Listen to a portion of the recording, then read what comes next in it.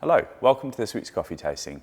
Today we're going to be looking at a natural process coffee from Brazil, a farm called Urtiga. Not only is it a new farm, but it's a totally new coffee, a varietal that I've never even roasted before, and one that I'm actually going to just have a quick discussion about now.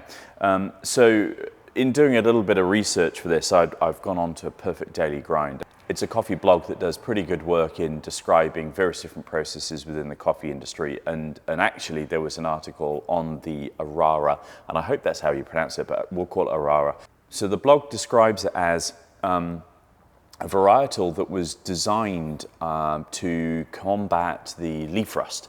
Leaf rust is a disease that attacks coffee plants and will drastically affect the yield. The yield being how many fruit and therefore subsequently how many beans are produced for us coffee roasters around the world. So this hybridized cultivar was designed to produce a plant for coffee farmers that would make their jobs easier, produce good quality coffee at volume to help them through difficult times. So apparently the plant has yellow cherries, which is interesting because ripe fruits tend to be red in coloration, but anyway, yellow cherries with large beans. The larger the beans increase the market value apparently. There's been very positive sensory attributes, one that I hope that we'll find on the cupping table today. The trees are compact. Compact trees means that a coffee farmer who's electing to hand pick doesn't have to reach quite so far, and for those that choose mechanized harvesting, equally a shorter, stumpier bush or plant just makes that accessing ripe cherry easier. Apparently the plant is a high productivity plant. It's a very adaptable and hardy plant as well. It's also resistant to leaves such as leaf rust, bacterial blight, and foamer leaf spot as well. So that's an interesting thing. It's an interesting thing for the farmers because, of course, we want them to be able to produce a good crop during the year, to have a successful yield, and then us as coffee roasters and yourselves as coffee consumers to have a coffee that's very tasty in the cup. If you're interested at all in reading this article, what I'll do is I'll link it in the bio down below. Now, because this was a brand new coffee, I had to take a very standardized approach to this. So you pull on some experience based on other coffees of similar construct from farms that you may have worked with before, and try to set some standardized rules in your roast approach. So I've roasted an awful lot of natural Brazils in my life. And I have a broad-based recipe that I would use for the first batch when roasting a coffee from a new farm, or in this case, a new farm and cultivar. One hopes then from this and the cupping that I do today, I'll then be able to take some of the sensory data that I have collected and take that forward into further production roasts, making sure that I store this data both as roast data and sensory data, so that next time I produce a roast batch of this varietal or from this farm, or a varietal from a farm from a different area of the world, I've got some useful information to help me construct the roast profile or the roast recipe. So what I'm going to do now is just get into the cups and have a look at what we can find. As usual, I'll be looking at the three broad buckets of flavor that I like to think of when I'm tasting a brand new coffee: acidity, mouthfeel and texture, and the finish. So let's get into the tasting.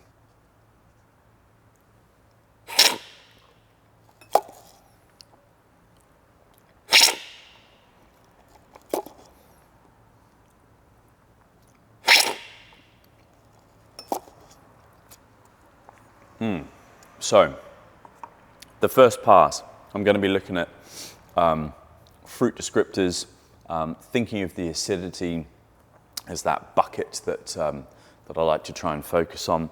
And what I'm getting with this is a very soft acidity. It's there, but it's incredibly soft on my palate. So if I was then thinking of a fruit that would match that acid profile, I'd be thinking of yellow or orange, fleshy, soft, fleshy fruits. So something like peach or nectarine, that type of ilk. So both those fruits are stone fruits. Stone fruits tend not to have such a pronounced acidity, say, as citrus fruits would, grapefruit, Seville orange, etc.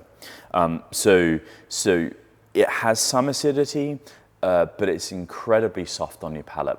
One that does add some degree of structure, but it's not like previous weeks where I've been having a washed Peruvian or a washed Ethiopian that's incredibly bright. This is soft and rounded. So now what I'll do is I'll do another pass and we'll look at the texture and the mouthfeel, see how that's sitting on my palate.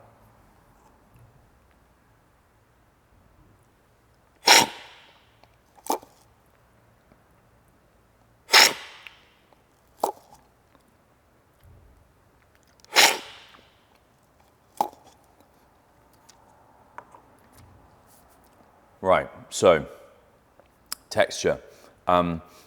Medium body, a lovely coating feeling in my mouth. So it does feel pretty voluminous. It's well supported with this marriage between that peach, nectarine, orange, stone fruit, fleshy stone fruit. One thing that is becoming pretty evident in the cup is there's an incredibly well pronounced sweetness.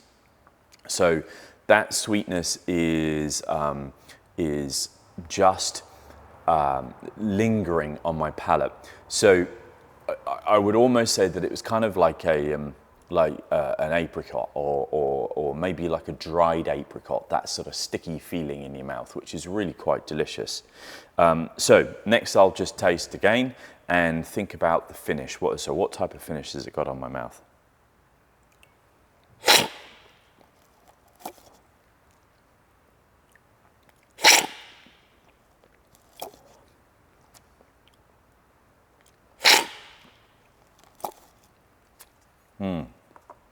Dark chocolate with this.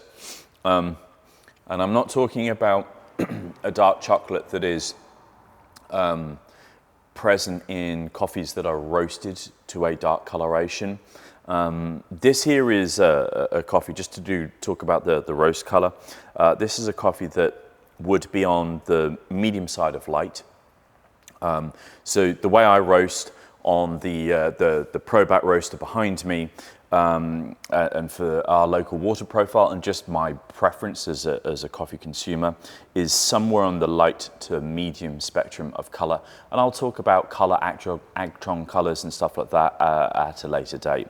But light medium this is. So the dark chocolate in it is a dark chocolate character with clarity. So not any of that roasty sort of dark chocolate that you may find in some of the darker roasted coffees that are available in the world, and actually one that forms part of our core range, the blend Docker. We'll do a tasting on that in due course.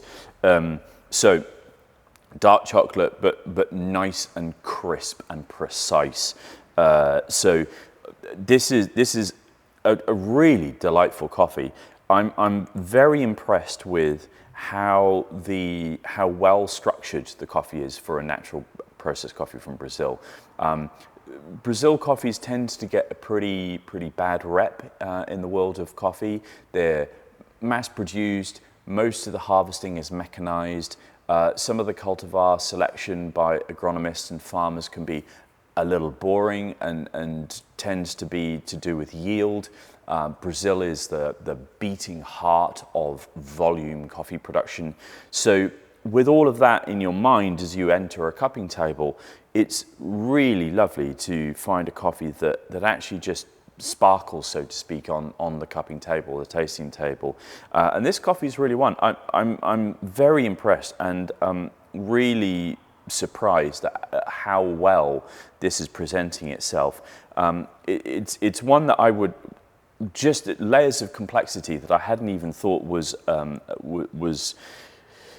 possible with Brazil coffees. Now, like I've cupped a lot of coffees in my time. I've been doing coffee broadly for 24 years now, so I've tasted a lot of coffees, and this one maybe would score 84 to 85 in an SCA point, and it's one that really is punching well, definitely within that band, and you could argue even a little higher too. So I'm just going to have another pass again, just to see how, as the coffee cools, whether the flavour develops on your palate, that is.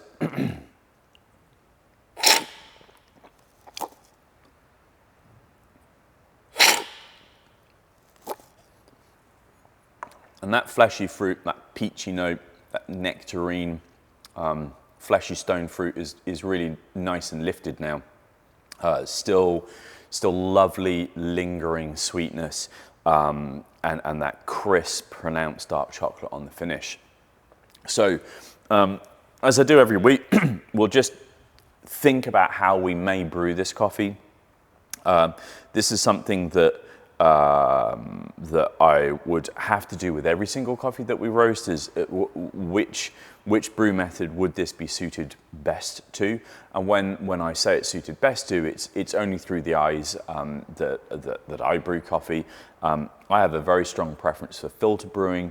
I like the dilution ratio that filter brewing has. I find that for my tongue, it gives me a lovely degree of clarity, so I have a soft spot for that brewing method, and every coffee that I roast, I really want it to be great for filter coffee.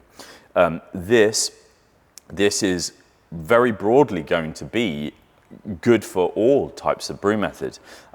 There's enough acidity, there's a pronounced sweetness that will brew really well in a filter brew, whether that's a hand pour like a Hario V60, or it's a large batch brew, the type of thing that you may find in cafes. This would lend itself exceptionally well as an espresso.